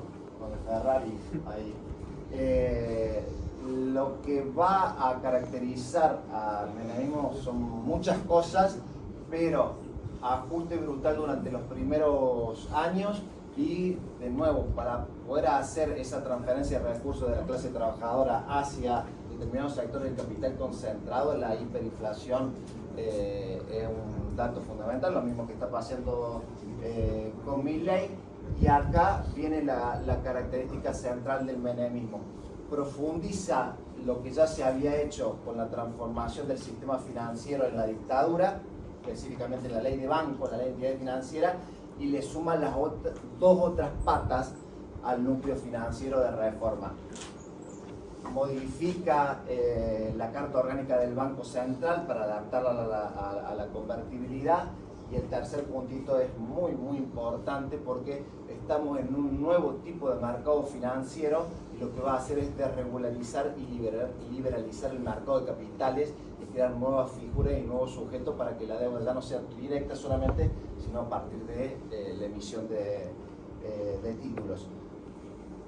Todo esto, y por eso ahí, ¿no es cierto?, la integralidad y la profundidad, forma parte de un plan integral pocas veces dado en la historia global. Únicamente los gobiernos, las transformaciones del gobierno socialista hacia el mercado, se da una reforma pensada, porque generalmente las reformas del Estado son más bien espontáneas, pero no, acá hay un plan de transformar integralmente el Estado y ustedes ya lo saben a esto, se privatiza, se habla sobre seguridad social, trabajo, etcétera, etcétera, etcétera, y ahí se inscriben.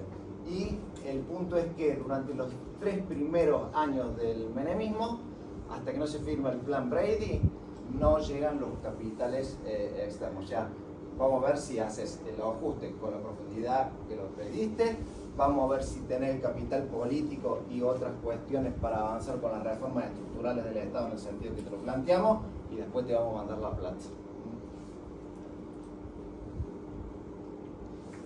Cambiemos, ahí está Macri mandándonos tomates a todos, compartiendo tomates con todos. El eje, lo de Macri es como una caricatura con respecto a lo anterior, ¿no?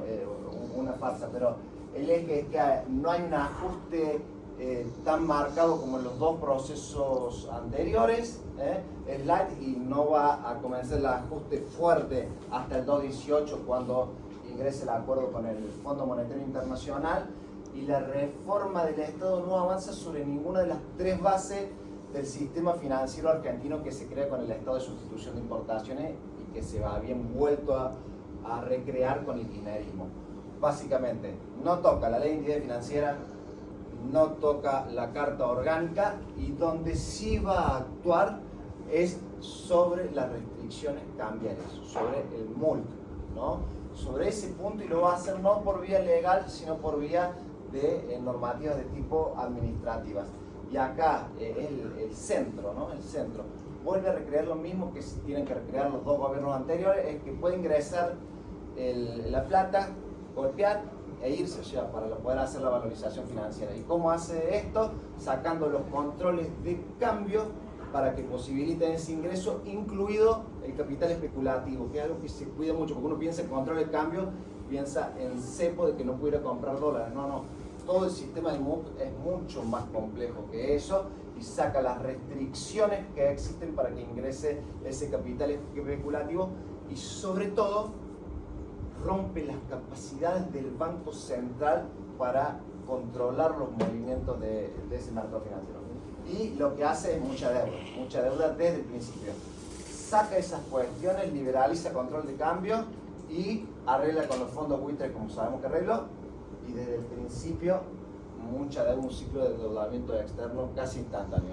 Asumen en diciembre, en febrero ya está tomando plata de lo mucho. Parte 3, dale. Dale, rápido, perdón. Vamos, ahora sí llegamos a donde teníamos que llegar, a Milei. ¿Qué está pasando con las reformas estructurales? Que a eso iba, o sea, estuvimos hablando del pasado, pero para llegar al presente, para poder explicar el presente. Nos paramos con Fran a principio de año, y lo que nos interesa es la voluntad del gobierno más allá de su capacidad política para cumplirlo.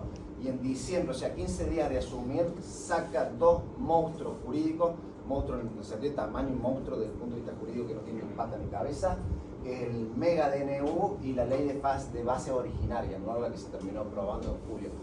Y estas vuelven a hacernos acordar lo del menemismo, ¿no? Son reformas fundacionales, empieza con una serie de principios y después implican, generalmente usan la palabra desregular, pero no es desregular solamente, es desregular, liberalizar, privatizar, flexibilizar prácticamente la totalidad de los mercados de Argentina. Pero con la particularidad, y esto es lo novedoso del gobierno de Milei, es que no se mete donde se habían metido los otros de forma primaria. Al núcleo, no va a ese núcleo lo deja sin tocar. Lo único que dice en el decreto, en el DNU, es que queremos privatizar el Banco Nación y automáticamente le dicen por ahí no vamos a ir, y el resto lo deja. No toca la ley de entidades financieras, no modifica la carta orgánica y no saca los controles de cambio más que tangencialmente. Me quedo ahí. Bueno, estamos acá, es un planteo espectacular, Ali, hasta acá. Esto va evolucionando a medida que vamos trabajando. Está bueno hacer la comparación porque gran parte de los cambios que se fueron dando a nivel institucional, las experiencias previas, no fueron desmontados o desvinculados en las etapas que siguieron. Sin embargo, lo que estamos tratando de ver nosotros es que cada gobierno que llega desde tipo neoliberal hace estas 3 cositas. ajuste fiscal o un experimento de austeridad fiscal, un intento de reformas y la pata del endeudamiento. En materia de reformas estructurales, Ale comentó dónde se quiso avanzar. Esto como para calibrar el ajuste fiscal que hizo, que es, hicieron una comparación, lo saqué de Twitter, de Damián Pierri, que hizo un trabajo con el Instituto de Economía de la UBA, comparando 40 países del 60 al 22, y el ajuste de Milei es el tercero en cuantía, digo, como para tener una idea de dónde se ubica la curva normal, está acá. Y del top 4, en el top 5, perdón, los primeros 4 vienen de la mano del FMI, que es interesante, ¿no? Estamos con tiempo, bueno, les pasa. Ajuste fiscal. Ya Mercedes anticipó algo. El presupuesto, ¿cómo está haciendo el ajuste? A través de 3 vías. La subejecución de partidas, que ahí anoté algunas que me parecían interesantes, como por ejemplo, en la mesa de la mañana mostraban los incendios en Córdoba, a la Asociación de Bomberos Voluntarios le entregó 0 pesos, y a la parte de bomberos que corresponde de la policía le ejecutó solo el 36% del presupuesto asignado. O sea, no está ejecutando partidas que tiene asignadas. La motosierra, que es cortar programas, donde ha sido especialmente violento con las infancias y con las políticas de género. Esto ha sido bastante denunciado en lo que tiene que ver con género. Hay varios trabajos de ELA muy buenos. Y la licuadora, que es no actualizar las partidas por la inflación que se desató a partir de diciembre. Y ahí, en términos de peso, este es el orden que lo anunciaba Mercedes hace un ratito. Jubilaciones y pensiones explica entre el 30 y el 40% del ajuste total, ¿sí? Digo, para calibrar el peso. La deuda con las empresas de obra pública explica alrededor de la 10ª parte, y acá caen en peso, esto está ordenado según el peso que tiene. Entonces, este es el ciclo perdón, donde ha ido el ajuste. Pero, como también señalaba, hay un rubro que no se está ajustando, que es los servicios de la deuda, que en términos reales vienen creciendo, es la única partida que viene creciendo en términos reales, es decir, por encima de la inflación. Ahora, el resto del ajuste del gasto lo que hace es una caída del nivel de actividad, porque la caída del nivel de actividad hace caer la recaudación, lo cual obliga a seguir ajustando el gasto. En este ciclo, que es una especie de multiplicador keynesiano a la inversa, estamos yendo derecho a la recesión sin posibilidad de salida. ¿Dónde está la salida? Bueno, Milei supondría que a través del uso de la deuda. Pásame que sigue, que es donde ha estado intentando desesperadamente reanudar un ciclo de deuda, pero hasta ahora no lo ha podido hacer. Y este es el punto. Si bien ha habido migración de la deuda del Banco Central al Tesoro, nueva deuda emitida por el Tesoro y en dólares nueva del Banco Central, que esto no hay que olvidarlo, hasta el momento no ha logrado reiniciar un ciclo de endeudamiento. Esto tiene mucho que ver con lo que explicaba Ale antes, que es, no tocó el corazón de la reforma en los aspectos netamente financieros. Si uno mira el balance cambiario del Banco Central, es decir, donde se anotan las entradas y salidas reales de divisas de la economía, en la cuenta financiera da negativo. O sea, no están ingresando capitales al país. Esto me parece que es todo un dato. Respecto a la composición, estoy yendo muy rápido porque estamos con el tiempo off the record, pero lo que más ha aumentado, esto, bueno, el dato está hasta junio, que fue cuando mandamos el trabajo, lo que más aumentó fue la deuda en títulos públicos ajustable por ser. Hay una parte muy importante de la deuda pública que está emitida, que se ajusta, se actualiza permanente por inflación, y digamos, aunque no emita nuevos títulos que está emitiendo, igual hace que la deuda se incremente por la sola actualización. Entonces, incluso con un tipo de cambio planchado, la deuda está creciendo. Esto lo podemos ver en todo caso en comentarios, no vamos para meterlo. Como reflexiones, comentarios finales, de paso, porque todavía estamos en medio de este balurdo. Vemos que hay una serie de irregularidades en experiencias neoliberales de este tipo. Insisto, con esto, Ale, no nos estamos metiendo cuánto se revierte o no, cuánto cambia, qué continuidades hay en las experiencias que no son de gobierno neoliberal, no nos estamos metiendo con eso. Vemos no solo los actores repetidos, sabemos la foto de Caputo, de Sturzenegger, sino también un guión que tiene estas 3 patas. El ajuste está por encima de lo esperado, hasta sobrecumple lo pedido por el FMI. Hay intentos de reforma estructural que no tocan el corazón financiero, pero que llegan, primero, de una manera relativamente tardía. Pensemos que Ale comparó estas reformas con las que ejecutó Menem. Menem asume en julio del 89, para agosto ya tenía aprobada la ley de reforma del Estado y la ley de emergencia económica. Es decir, a los meses. Milei tardó 7 meses, más 2 meses más de reglamentar, le salió por la mitad de lo que quería, y encima la logró votar en el límite a nivel político, comprando votos por rotondas, y esto de afuera los inversores lo ven. ven esto que no parece ser sostenible, no tiene la capacidad política de llevarlo adelante, no logra hacer la liberación financiera y por lo tanto no logra destrabar el ciclo de endeudamiento externo. Entonces, en el ímpetu de hacer esto, de sobreajustar porque no pueden hacer en estos frentes, es que atropella los derechos humanos que en la ponencia, créannos, especificamos en más detalle en la parte del ajuste. Acá lo dejamos como mención al pasar para que sepan. Muchas gracias.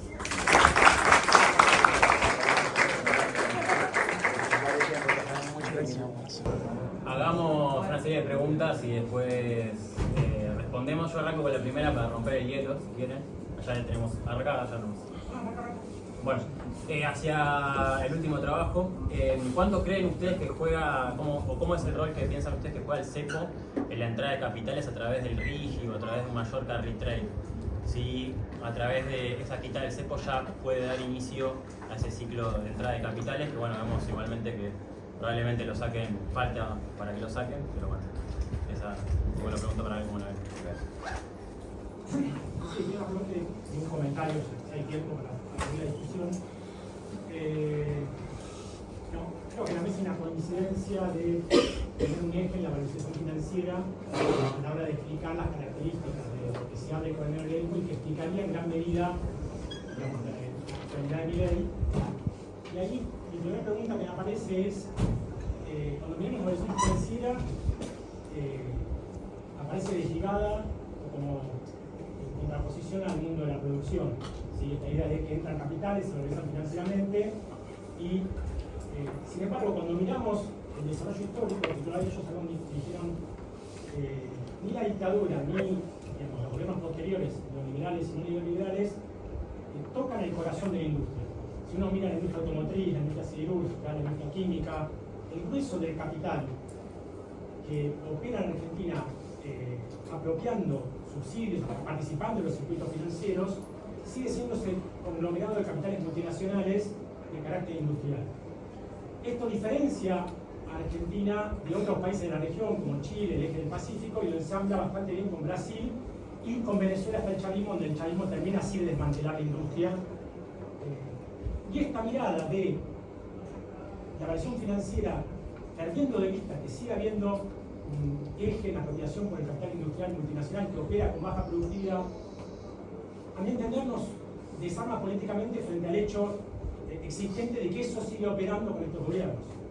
Entonces se dice, la variación financiera desmanteló la industria, el neoliberalismo desmanteló la industria, y en el cual nos encontramos con que todavía están operando el proteccionismo y que Milei viene a desarmar algo que ya no existe. Entonces de golpe decimos, Milei viene a desarmar algo que ya no existía más, y en ese punto me parece que nos embloca la idea de que entonces lo que existe en el sector industrial, cuando aparece, es progresivo. Entonces, sobre todo para la presentación de Mercedes, me preguntaba si efectivamente veían en esa contraposición alguna esperanza, algún sector industrial que podría ser una alternativa a Milei y con el cual habría que aliarse frente a la revisión financiera.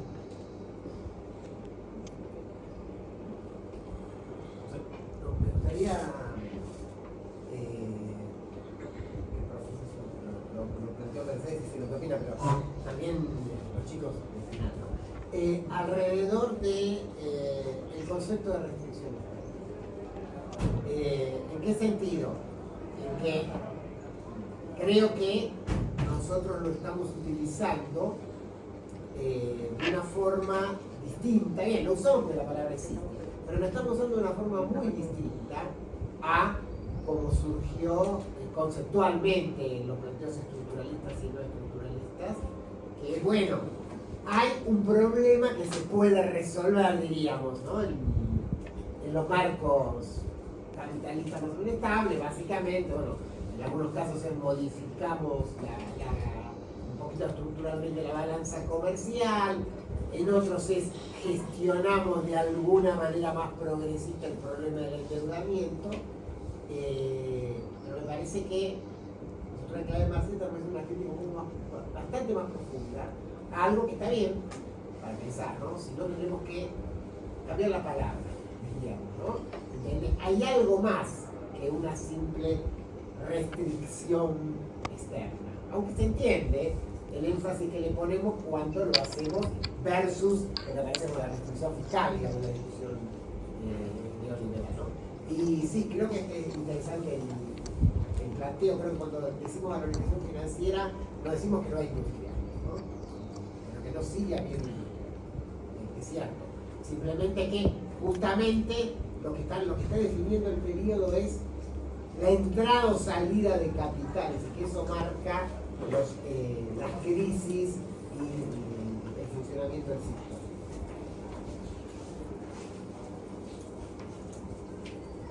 Una pregunta más política, digamos. Pensaba en esto que planteaban de caracterizar la dictadura como una revancha clasista, ¿no? De clase. Y bueno, hay una feminista, Mendoza, Alejandra Ciriza y Laura Rodríguez Bueno, que ellas estudian el proceso previo a la dictadura propiamente, y sobre todo por los comandos, bueno, la estrategia para policial, la que decía, ¿no? de la estrategia represiva, y en particular cómo se ensala sobre el cuerpo de mujeres, y el componente moral también, ¿no? De la dictadura que tuvo. Y me preguntaba eso, de hecho ellas caracterizan a la dictadura de una revancha de clases como una revancha heteropatriarcal, ¿no? En relación a toda la conflictividad de clases en un sentido amplio, si consideramos cuestión de sexo también. Y me preguntaba, no sé, por ahí más para el último compañero y para la compañera, pero en general para los cuatro, en relación a pensar en como lo inédito, digamos, de lo que estamos viviendo ahora, pensando en mi ley, pero pensando también un poquito más amplio, ¿no? Sobre el componente autoritario como el lugar, ¿no?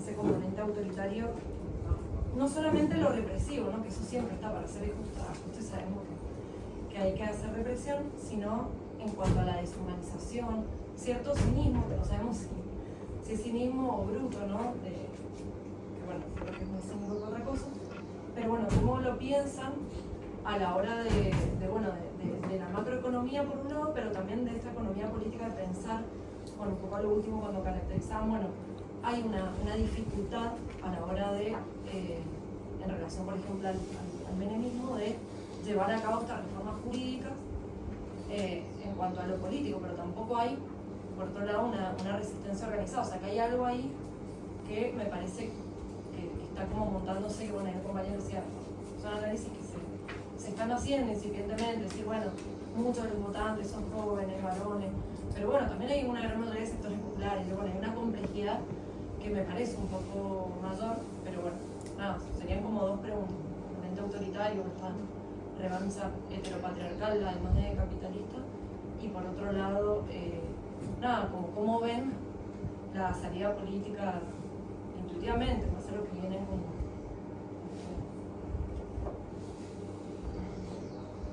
Un poquito tarde, voy a estar en el otro panel, pero bueno, son cosas que no. Simplemente, bueno, me parece interesante las dos preguntas, digo, a ver si toca. Si uno se basa en lo que escuché, tengo una limitación que escuché recién al final de ella y la intervención de los compañeros, recogiendo lo que señaló en el primer lugar. ¿Se puede hablar de una oposición entre economía de producción y especulación? El problema sería de que en el país tenemos una de las variantes posibles, que es esa, digo, porque simplemente toco a... Esa fue, entre comillas, lo dejo ahí explicando, cuando subió, esto tiene el caso, dijo que el problema fundamental era reconstruir a la famosa burguesía nacional, que tendría la capacidad estratégica de sacar el país adelante. O sea, el famoso empresariado nacional. Así lo dijo. Entonces, colocando la idea de que respecto a un modelo, se trataba de un modelo alternativo. Y entonces se trataría de que se dejaría toda la parte financiera especulativa y se volvería a la producción. ¿Se puede establecer una oposición tal entre una cosa y la otra en la historia argentina y incluso en la historia reciente? O le dejo picando la cosa, no tienen un carácter complementario, porque se trata también que hay que analizar las cosas desde el punto de vista de las clases sociales, que son las que dirigen y tienen un papel importante que creo que lo apuntaba hacia él cuando señala, también señaló incluso multinacionales, que no están solamente en el sector bancario. La segunda pregunta, ahí era lo de José, digo que lo vamos a tener que analizar. ¿Es correcto hablar, ya no solamente si el nombre, no sé si apuntaba a eso, José, se puede hablar o no de restricción externa? Si no estamos concediendo ideológicamente, porque la otra pregunta que hay que hacer, ¿el problema del país es la escasez de dólares? Es decir, es que faltan dólares, esa es la tesis general que existe, la falta de dólares. Y entonces, esto es un punto de vista sostenido no solamente por Milei, sino yo les diría prácticamente de forma mayoritaria. Todo el mundo habla de que hay escasez de dólares. Es cierto. Lo dice también Cristina Fernández de Kirchner, que dice que hay el problema del país, que hay una economía bimonetaria. Entonces le dejo la pregunta, porque si uno miren ahora el blanqueo, se habla que en el país hay todo un PBI afuera, o sea que no faltarían dólares. El país hizo un análisis muy claro del problema de la deuda y cómo se fue creciendo, pero el país pagó a raudales, o sea, produjimos, es decir, entonces yo digo lo que es, no es que en realidad estamos lo contrario, no tenemos que quedar condicionados, que no hay falta de dólares, sino que sobran, y el problema es para qué se lo utiliza. Dejo picando el tema de la preguntación. Genial. Bueno, estamos medio apremiados por los tiempos, así que si les parece hacemos 5 minutos de respuestas cada uno y vamos ya hasta nosotros. Sí, bueno, arranco porque tengo otra mesa que también invitamos a participar. Bueno, para responder, digamos, porque sean las preguntas, ir a lo grueso, digamos. Desde mi punto de vista, digamos, el problema que tenemos hoy los trabajadores y los sectores populares es el sistema capitalista imperialista, digamos, ¿no? Es decir, nuestra pelea, yo un poco lo posaba cuando cerré la presentación diciendo que para la Argentina necesitamos un plan económico obrero alternativo que parta de la nacionalización de los recursos estratégicos, la planificación de la economía, y por supuesto la pelea es por un gobierno de las trabajadoras y los trabajadores y el socialismo mundial. Está claro que ningún país va a poder salir de sus problemáticas, menos un país semicolonial independiente, de la mano de un proceso de industrialización que además es imposible por la etapa del capitalismo en la que estamos, pensar que un país se va a salvar de esa manera, digamos, ¿no? O sea, eso para despejar, que sea desde nuestro punto de vista, que somos marxistas, y que además, en mi caso, feministas, socialistas, creemos que la salida de fondo viene por una revolución socialista mundial, ¿no? Eso sería, si se quiere, engloba a las preguntas, digamos.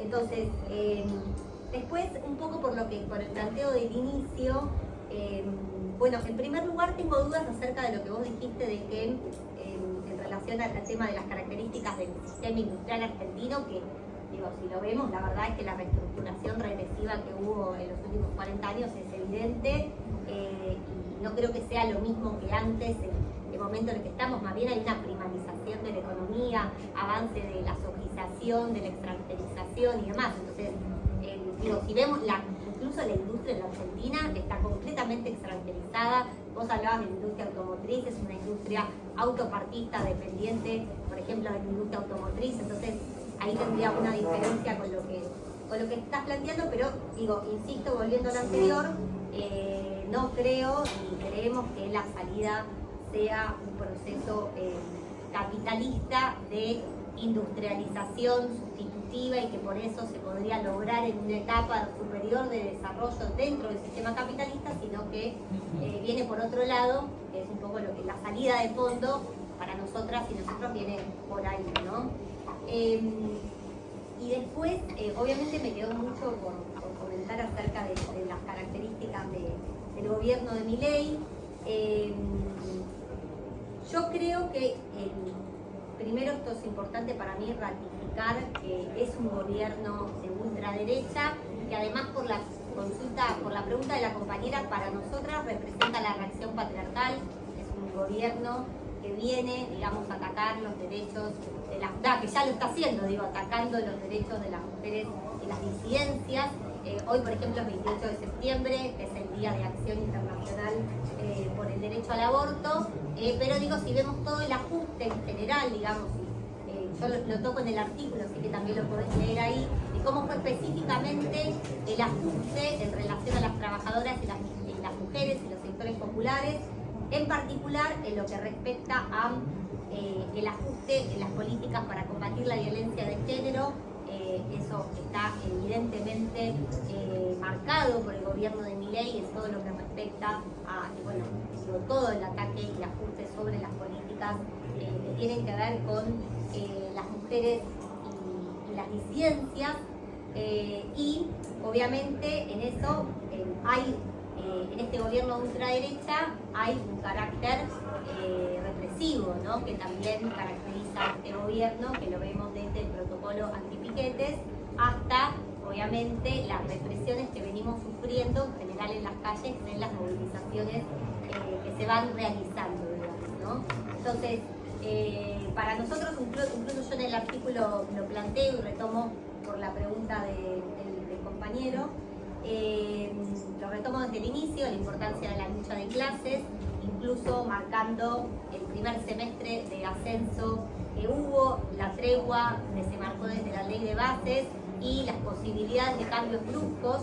Nosotros creemos que para poder, obviamente, digamos, terminar con el capitalismo dependiente de la Argentina, el eje central obviamente tiene que ver con las luchas de clases, además de que las luchas también dentro de la lucha de clases, la incorporación de los distintos movimientos políticos que venimos en la Argentina como movimientos feministas siendo parte de las peleas contra los distintos gobiernos que vienen planteando ataques a nuestros derechos, y por eso creemos también, por ejemplo, que el movimiento feminista es importante que vuelva a las calles en defensa de sus derechos, pero más estratégicamente con una salida de fondo contra el capitalismo y el patriarcado, digamos. O sea, en resumen, pensando, hasta ya termino, la salida, digamos, ante el gobierno de Milei viene de la mano de retomar las calles, la lucha, la construcción de un sindicalismo combativo, la construcción de una movilización sostenida que tire abajo el plan motosierra de Milei, y más estratégicamente por un gobierno de los trabajadores y las trabajadoras, el socialismo en la Argentina y por supuesto el socialismo mundial, ¿no? Porque en realidad, incluso pensándolo, digo, ahí decían estrategias de capitalismo, si se quiere, con una industrial, bueno, más a fondo diría, tampoco podría darse un socialismo en un solo país sin que finalmente eso no termina restaurándose, porque eso es lo que terminó mostrando las distintas experiencias que hubo de estados obreros en el mundo. Así que eso. No, bueno, yo muy breve nomás porque ya estamos con la continuación de las otras mesas. Creo que un poco a su pregunta sobre economía productiva versus financiarización, me parece que un poco su pregunta creo que fue respondida nomás, pero me parece que sí, que muchas veces existen estas tensiones entre distintos sectores del capital, ¿no? Evidentemente eso ocurre. Ahora, desde, al menos de mi parte, de nuestra parte, digamos, nosotros de ninguna manera depositamos esperanza en que va a haber un sector de la burguesía nacional que, industrializando el país, nos libere nuestros problemas, más bien todo lo contrario. Por eso construimos una alternativa política, digamos, de los trabajadores, de la mujer, de la juventud, que justamente para nosotros, estamos, al menos Mercedes y yo, coincidimos en la posibilidad o en la necesidad, mejor dicho, de que para resolver todos estos problemas que estuvieron hablando acá es necesaria una sociedad socialista, digamos, y en esa tarea es que nos encuentra, digamos, ocupadas y de la que somos parte también, construyendo también el Frente de Izquierda Unidad. Una cosa nomás en relación a lo que decía la compañera que hizo alusión a lo del feminismo y a los varones y demás. No quiero hacer feminismo planning, solamente quiero contar una experiencia nomás en relación a, ella decía, ¿no?, que son varones, pero muchas veces son varones sectores populares los que agarran estos discursos, y yo coincido, digamos, ¿no?, y que muchas veces esta reacción patriarcal también toma a muchos varones jóvenes que también se sienten, digamos, lo digo desde el lado de como un varón también, que muchas veces me plantean estas cuestiones de que sienten que las mujeres amenazan su posición social, y sí, es así, digamos, ¿no? Nadie que tenga privilegios quiere perderlos, y efectivamente creo que también el discurso de Milei ha logrado entrar y darles, digamos, como cierta, digamos, volverlos a poner en un lugar también, y muchas veces entiendo que parte de que muchos varones, digamos, defiendan la política de Milei en todo sentido, tiene que ver con ese lugar que les reconocen también y como que empoderan ese rol que en buena medida el feminismo también pone en cuestión también, que no mucho más de mi parte. Chicos. Muy rápido, porque estamos totalmente fuera de plazos. De nuestro lado no hay ningún tipo de contraposición capital productivo financiero, para nada. Tenemos que lo financiero es la nueva forma que adquiere de los últimos 50 años, la forma de la valorización misma a escala internacional, y lo único que tratamos de identificar es cómo se articulan todas las políticas en el país. De hecho, las reformas estructurales que planteamos ahí tenían que ver con temas laborales o de régimen de inversiones productivas, con lo cual esto queda demostrado que no lo vemos así. Respecto a la restricción externa, a la mesa que estoy llegando tarde es de un libro sobre eso. Ha cambiado completamente su forma, no es la descrita históricamente como tal, asociada justamente a este desfasaje agroindustria. Hoy el componente financiero forma parte íncita, y no solamente por el lado de la deuda, que es lo que trabajamos específicamente en esta ponencia, sino por el comportamiento de los propios actores del poder económico, que son normalmente catalogados como productivos, las grandes empresas que operan de manera financiera. Revancha heteropatriarcal, definitivamente estoy totalmente de acuerdo. Uno puede agregarle dimensiones. De hecho, cuando mencionamos las formas del ajuste fiscal, uno de los ejes donde efectivamente hay motosierra son las políticas de género y las que afectan a las infancias, que tienen un impacto de género bastante explícito en el sentido de volver a recargar las tareas de cuidado sobre las mujeres y disidencias. Fue así una metralleta, pero así no nos atrasamos más. Disculpen que fue taca. Yo termino. Bueno, sobre la valorización financiera, yo coincido con los compañeros acá, no veo una contraposición del capital nacional o de la producción nacional con la valorización financiera. Además, justamente la adquisición o la fijación de las ganancias del capital nacional muchas veces es vía formación de activos externos, la dolarización de las ganancias. Y por otro lado, también ellos participan en este esquema de valorización financiera. No es únicamente que vienen capitales de afuera a reproducirse, a llevarse estas altas tasas de interés, sino de los propios capitales a nivel nacional que buscan su valorización ahí, buscan una rentabilidad mayor de la que obtienen en sus cadenas productivas, que justamente este proceso viene a dar una mayor rentabilidad en ese sentido.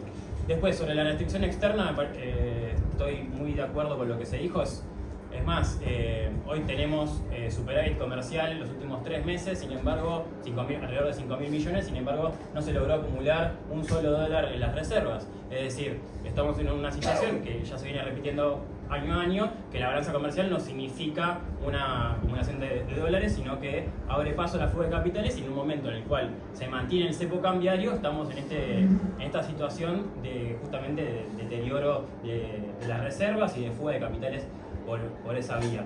Y entonces parte más la discusión de ver qué hacemos con el sector externo que la cuestión de la mayor productividad, que hay mucho debate, que justamente ahora viene a raíz de la reforma laboral, y que busca justamente con estos incentivos de vaca muerta, del litio, de promesas, que justamente nos van a salvar. Bueno, finalmente vemos que hay una balanza positiva, que hay dólares dentro del país. El tema es justamente cómo se administran esos dólares, y ahí se pone en debate más la planificación de la economía, el control del comercio exterior, y creo que eso se tiene que dar a la par del avance en las movilizaciones y en las luchas, que vemos diferentes puntos de foco, como ya mencionaron los compañeros este año.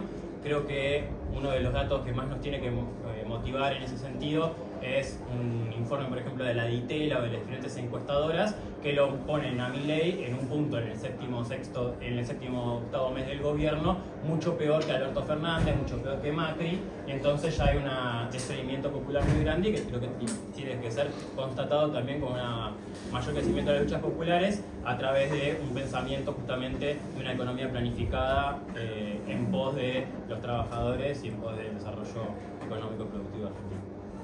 Así que, muchas gracias a todos por participar. Y nos vemos todos en la marcha del miércoles, por supuesto. Bueno.